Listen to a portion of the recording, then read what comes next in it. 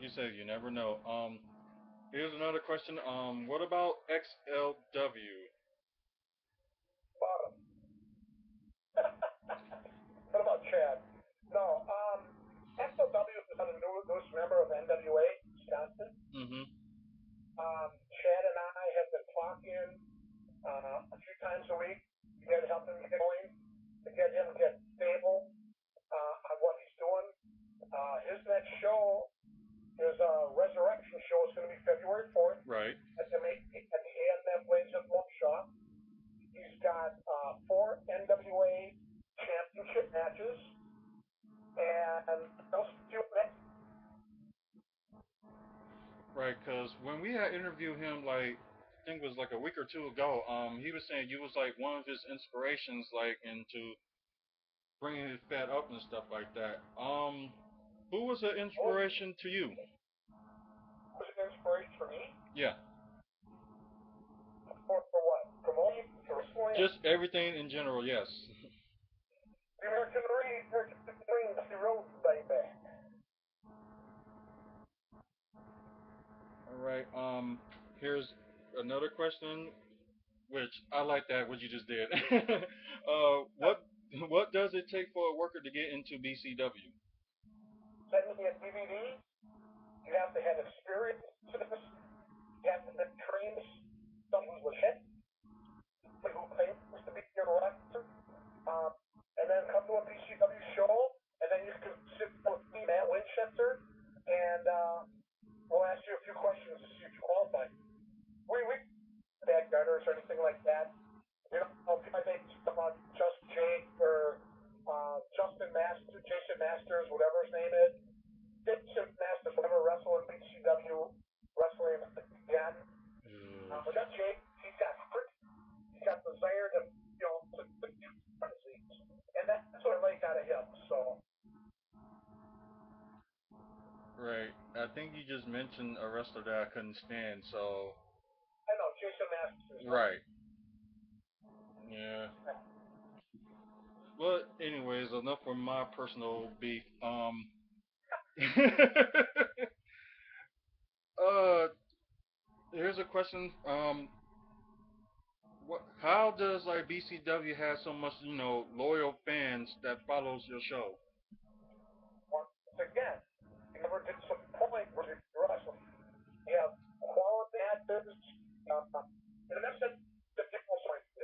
That's what makes them coming back for more. You know, when the cops or forward there, you get a good day of concert. God dang it, you want to come back the next day for a little bit more, you know? Right. So that's what really wrestling is. We're a solid foundation for great family wrestling and entertainment, and we don't disappoint. And you're right about that. You don't disappoint. Yep. Here's another question. What was your best match in your opinion in XLW? Wow. There was one time, I think it was Chad's first show at the Polish Center, where he had a battle royal, and Sal, Matt Winchester, Stylist, Dysfunction, and a bunch of guys beat up a bunch of yarders. That was great. And I guess the night that the XL championship, I guess. But then the little midget he wanted to confront me. What if TC? Okay. What you think was the best match in BCW in your opinion? What was that match? The best match in BCW. What you think? In the last 8 years? Like in BCW in general, like the best match.